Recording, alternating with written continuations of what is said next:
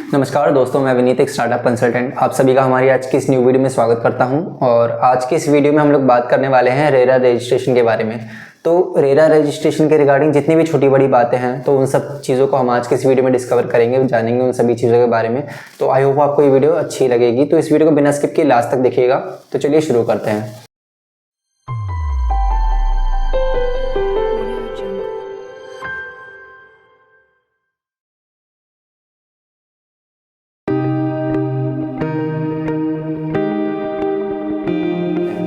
अब सबसे पहले हम बात करते हैं कि रेरा रजिस्ट्रेशन जो होता है, इसकी फुल फॉर्म क्या होती है और ये होता क्या है। तो इसकी जो फुल फॉर्म होती है वो होती है रियल एस्टेट रेगुलेटरी अथॉरिटी।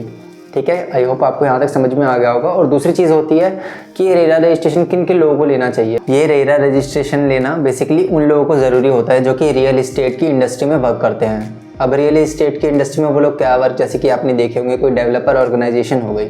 अब वो क्या डेवलप करते हैं, जैसे आपने देखा होगा कोई विला टाइप हो गए, कोई बिल्डिंग हो गई, या फिर कोई सोसाइटी हो गई जो कि जियोग्राफिकली रिप्रेजेंट हो रही हो। जैसे आपने देखा होगा गूगल मैप से अगर आप किसी एरिया को देखना चाहते हो तो आप वहाँ जाके जो उस एरिया को पर्टिकुलरली आप देख सकते हो, यानी कि वो ऑनलाइन अवेलेबल है। तो अब हम बात करते हैं कि रेरा रजिस्ट्रेशन को बनाने के पीछे इसका मेन रीज़न था क्या। अब देखिए क्या होता है कि ये रेरा रजिस्ट्रेशन में जो भी लोग अपना इस इंडस्ट्री में अपना अमाउंट लगाते हैं, तो उन लोगों की सिक्योरिटी के लिए, कि उन लोगों को भी ये भरोसा रहे कि अगर वो इस इंडस्ट्री में पैसा लगा रहे हैं तो एक पर्टिकुलर डिपार्टमेंट बनाया गया है जिसकी निगरानी में ये सारे काम होते हैं। और इसमें एक बेनिफिट और ये भी मिलता है लोगों को कि सपोज मान के चलिए कि जो भी चीज़ें आपको बताई जाती हैं किसी डेवलपर या फिर किसी एजेंट के थ्रू आपको जो चीज़ें बताई जाती हैं, आपको वही चीज़ें आपके प्रोजेक्ट में मिलें।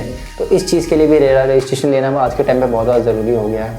एंड इसके अलावा जो रेरा का रजिस्ट्रेशन है वो 1 मई 2016 को बनाया गया था। तो आई होप आपको ये पॉइंट समझ में आ गया होगा। एंड इसके बाद हम बात करते हैं कि रेरा रजिस्ट्रेशन बेसिकली कौन कौन लोग इस रजिस्ट्रेशन में अपने आप को रजिस्टर्ड कर सकते हैं। इसमें जो सबसे पहला पॉइंट आता है, इसमें वो लोग अपने आप को रजिस्टर्ड कर सकते हैं जैसे कोई भी डेवलपर ऑर्गेनाइजेशन हो गई।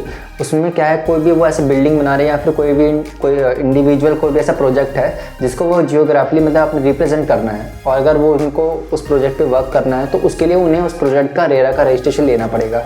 तो पहले तो वो चीज़ होती है। और दूसरा ये है कि कोई इंडिपेंडेंट लैंड है और उसके ऊपर ऐसा कोई भी मतलब शहर या कुछ भी सोसाइटी टाइप नहीं बनी हुई है, और उसको अगर वो मतलब इंडिपेंडेंट लैंड को किसी प्रोजेक्ट में कन्वर्ट करना चाहते हैं तो उस केस में भी उनको उस प्रोजेक्ट का रेरा का रजिस्ट्रेशन लेना पड़ता है। एंड थर्ड चीज़ इसमें ये आती है कि अगर सपोज पहले से ही कोई ऐसा मतलब है, कोई पहले से प्रोजेक्ट है जिसके अंदर आप मतलब कुछ चेंजेस वगैरह कर रहे हो, सपोज मान के चलो बिल्डिंग में कुछ चीज़ें हटा रहे हो, कुछ नई चीज़ उसमें इंस्टॉल कर रहे हो, और फिर उसमें मतलब बेसिकली मॉडिफिकेशन वाला सिस्टम होता है। अगर मॉडिफिकेशन अगर आप किसी प्रोजेक्ट में कर रहे हो तो उस केस में भी आपको रेरा का रजिस्ट्रेशन लेना कंपलसरी होता है। एंड इसके अलावा फोर्थ चीज़ ये आती है कि सपोज मान के चलिए जो लैंड का ओनर है वो पर्सन अगर वहाँ पे अवेलेबल नहीं है, लेकिन कोई दूसरा पर्सन है जिसके पास वो सारे के सारे डॉक्यूमेंट्स हैं और मेन पावर ऑफ अथॉरिटी उसी के पास है, तो उस केस में उस पर्सन को भी अगर उसको लैंड पे उस प्रोजेक्ट पे अगर कुछ करना चाहता है काम वगैरह, तो उस केस में उसको उस प्रोजेक्ट के लिए रेरा का रजिस्ट्रेशन लेना कंपलसरी होता है। तो आई होप आपको ये चीज़ें समझ में आ गई होंगी। एंड इसके बाद हम बात करते हैं कि इसमें डॉक्यूमेंट्स की क्या क्या रिक्वायरमेंट होती है। तो डॉक्यूमेंट्स में मैं आपको दोनों चीज़ें बताऊँगा कि एजेंट के लिए क्या क्या डॉक्यूमेंट्स की रिक्वायरमेंट होती है, और इसके अलावा जो डेवलपर ऑर्गेनाइजेशन होती है, जो टीम होती है जो प्रोजेक्ट बनाती है, उनको रेरा रजिस्ट्रेशन के लिए किन किन डॉक्यूमेंट की रिक्वायरमेंट होती है। तो डॉक्यूमेंट्स में क्या आता है, देखिए सबसे पहले जो बिज़नेस में प्रमोटर्स होते हैं उनके जो KYC डॉक्यूमेंट्स होते हैं उनकी रिक्वायरमेंट होती है। इसके अलावा जो बिज़नेस में डायरेक्टर्स हैं उनके भी KYC डिटेल्स की रिक्वायरमेंट होती है। इसके अलावा ओनरशिप के डॉक्यूमेंट हो गए एंड अदर डॉक्यूमेंट्स हो गए, ये तो इन डॉक्यूमेंट्स की रिक्वायरमेंट होती है। और इसके अलावा भी और काफ़ी सारे डॉक्यूमेंट है जो आपको स्क्रीन पे दिख जाएंगे, तो आप वहाँ से स्क्रीनशॉट ले सकते हैं और वहाँ से देख सकते हैं किन किन डॉक्यूमेंट्स की रिक्वायरमेंट होती है। और इसके अलावा एजेंट के लिए किन किन डॉक्यूमेंट्स की रिक्वायरमेंट होती है। इसके अलावा जो एजेंट है उनकी KYC डॉक्यूमेंट्स की रिक्वायरमेंट होती है, और इसके अलावा प्रोजेक्ट की डिटेल्स और एड्रेस प्रूफ की रिक्वायरमेंट होती है। तो अब हम बात करते हैं कि आपको अगर आप इस रेरा रजिस्ट्रेशन को लेते हो तो आपको क्या क्या बेनिफिट्स मिलते हैं। तो इसमें सबसे पहले जो आपका बेनिफिट आता है वो आता है कि आपको क्लाइंट का सेटिस्फैक्शन मिलता है, और दूसरी चीज़ कि क्लाइंट को इस चीज़ की सिक्योरिटी मिल जाती है कि वो जिस भी ऑर्गेनाइजेशन को अपना प्रोजेक्ट सबमिट कर रहा है करने के लिए, वो पर्सन जो भी अपना वर्क करेंगे सारी रेरा रजिस्ट्रेशन की रेगुलेशन और उसकी अथॉरिटीज़ को फॉलो करके ही करेंगे।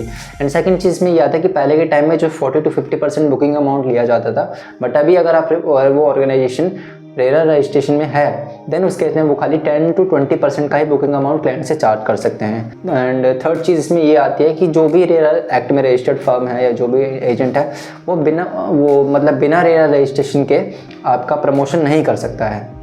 एंड इसके अलावा एक चीज़ और आती है कि मतलब एक्यूरेट डिलीवरी, कि जो टाइम आपको दिया गया है उसी टाइम ड्यूरेशन में आपको डिलीवरी दी जाएगी, और जो चीज़ आपको बताई गई हो, जो टर्म्स एंड कंडीशन आपके साथ रखी गई हो, उसी टर्म्स एंड कंडीशन के अंदर में ही आपका प्रोजेक्ट आपको सबमिट किया जाता है। तो ये कुछ बेनिफिट्स होते हैं जो उन लोगों को मिलते हैं जो कि रेरा रजिस्ट्रेशन में, जो कि रेरा एक्ट में अपने आप को रजिस्टर्ड करते हैं। तो अब हम बात करते हैं कि इस रेरा रजिस्ट्रेशन की क्या वैलिडिटी रहती है और क्या गवर्नमेंट फीस रहती है। तो इन दोनों चीज़ों पे अब हम बात करते हैं। देखिए, इसकी जो वैलिडिटी होती है, इसमें ऐसा कोई है नहीं कि 3 से 4 साल तक कि आपका ये रेरा रजिस्ट्रेशन वैलिड रहेगा।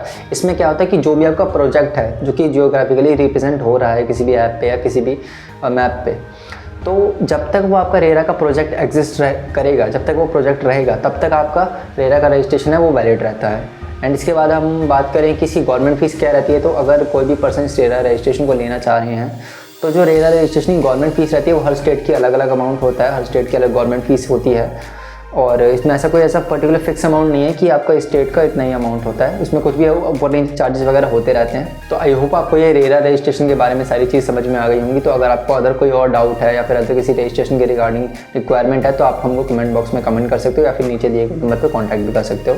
Thank you.